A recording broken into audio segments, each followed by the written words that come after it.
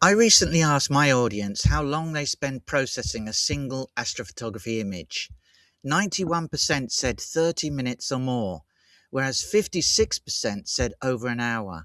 And that's just processing, one stage out of 8 in the complete workflow. So here's a question I want you to sit with for a moment. Have you ever actually calculated how much total time you invest in a single astrophotography image? Not just the session, everything.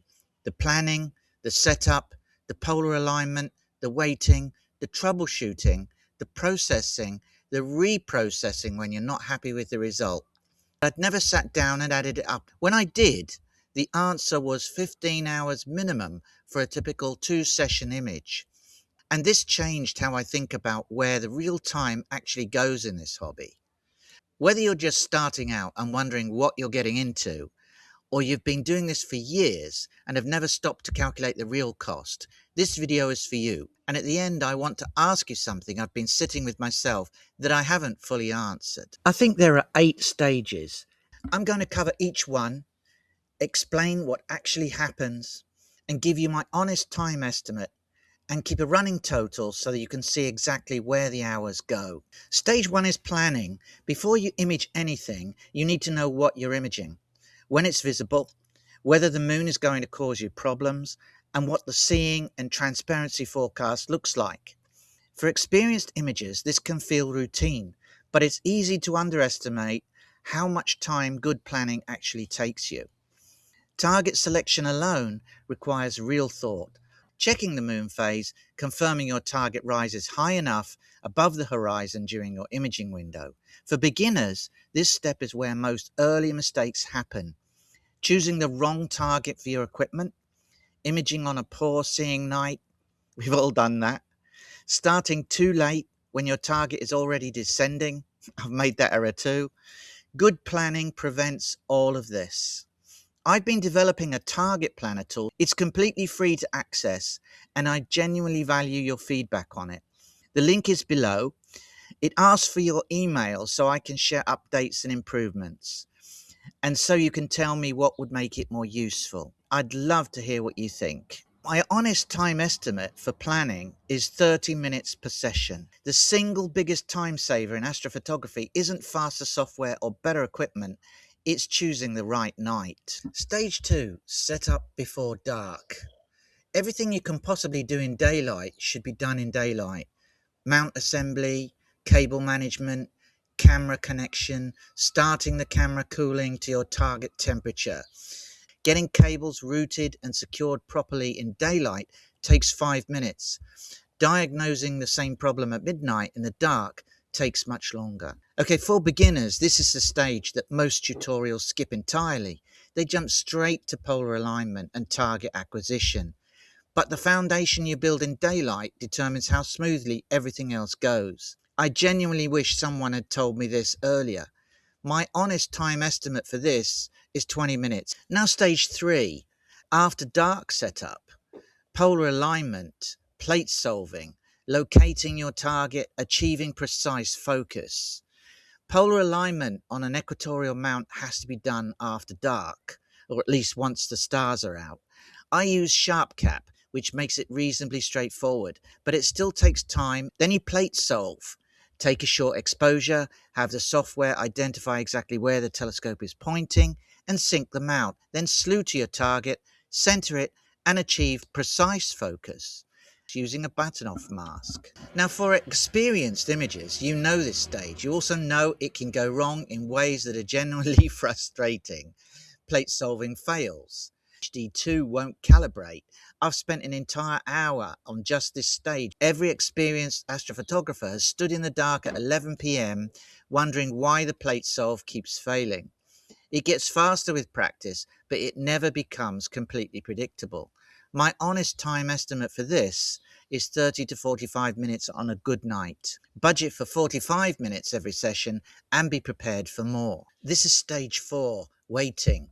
The invisible time cost. Your target may not be high enough yet. The camera may still be cooling. My honest time estimate, 30 minutes per session on average. Now we move to stage 5, the actual imaging session. The guiding is running. frames are accumulating. A typical session for me runs 5 to 6 hours. But here's what both beginners and experienced imagers need to understand. This isn't passive time. You're monitoring guiding in PhD2. You're checking occasionally that frames are saving correctly. You're watching the seeing. Some nights conditions deteriorate halfway through, and you have to make a decision about whether to keep going. My honest time estimate for this is 5 to 6 hours. Multiply this by the number of sessions your target requires, and most serious imagers need at least 2 sessions to accumulate enough integration time, maybe even more. Stage 6, calibration frames. Immediately after your session, and before you pack up or move anything, flat frames through the same filter with the same optical train unchanged and necessary. Bias frames with the lens cap on. Darks are also captured with the telescope lens on and for the same exposure time and same optical train that you've used for your imaging. I made a whole video about what happens when you get calibration frames wrong.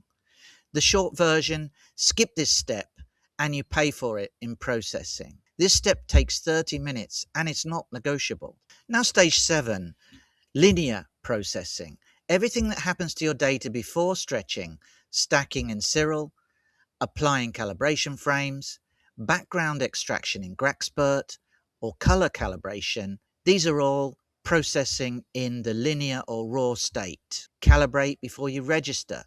Apply bias to your flat and dark masters before stacking them. Get the foundation right and everything that follows is easier. For beginners, linear processing feels overwhelming at first because the image looks green and flat and nothing like what you're trying to achieve. That's completely normal. The image is still there, you just haven't revealed it yet. Linear processing is about building a clean foundation. The reveal comes next. Again, an estimate for this is 30 minutes. And stage 8 is post-stretch processing. Stretching the linear data to reveal the nebula using noise reduction, star removal, color enhancement, and your final adjustments in Photoshop or another kind of software that you prefer to do this in. The decisions you make here define your personal style. How much to stretch, how restrained to be with color, how much detail to push before it starts looking processed rather than real. These judgments come with time, and there are no shortcuts. For beginners, this is the moment everything clicks. The nebula appears from what was a flat green mess. Whatever the previous stages cost you in time and frustration, this moment is truly worth it. I recently tested AstroWizard, which automates this entire stage in 15 minutes. My manual workflow takes about 45 minutes to an hour. The difference in result is real. Manual processing gives you much more control and more detail. But here's what the complete time calculation reveals, that 30-minute time saving is less than 2% of the total 15-hour investment. The real leverage for saving time is in planning and setup, not in the processing. My honest time estimate for this stage is 45 minutes to an hour for manual processing, plus typically another hour for reprocessing when I'm not satisfied with the first result or I've learnt something new and come back to the data again. So the complete picture for a typical 2-session image where everything goes reasonably well is approximately 15 to 16 hours. 3 sessions with 1 troubleshooting night and 2 rounds of reprocessing can be as much as 25 to 30 hours. And here's what this calculation taught me.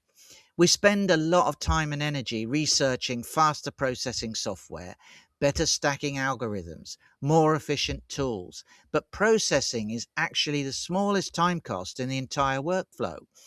A wasted session because you chose the wrong night or the wrong target costs you hours and hours. Better processing software can save you 30 minutes. Invest your efficiency thinking in planning and setup. That's where the real time saving is. So 15 hours is the minimum, 30 hours for your best images. And that's before we even talk about the money, the mount, the camera, the telescope, the filters, the software subscriptions, and all the rest of it. Here's the question I've been sitting with lately. And I want to be honest that I haven't fully answered it for myself. How do you make peace with that investment? Not just the time and money, but fitting this hobby into a real life, a life with family, with friends, with social commitments, with everything else that competes for your evenings and your weekends and your energy. What do we actually do with the images when we're done? Most of them sit on a hard drive. We post once, get a few likes, and the image disappears. We spend 15 hours on it. I'm not going to pretend I've resolved this. I haven't. I still find myself out in the garden at 2 a.m. wondering if the session is going to produce anything worth keeping. I still look at my hard drive and wonder what all of it adds up to. But I keep going back, and I think most of you do too. So I want to ask you directly, why? Why do you invest this much time and money into this hobby? How do you balance it with everything else in your life? And what do you actually do with the images you produce? I want to read your answers because I think this community has something important to say about this that nobody is saying out loud. Free imaging checklist and session planning guide at astroimagery.com/get cheat sheet. Link is below. The calibration frames breakdown is in the description as well, if you want to go deeper into stage 7.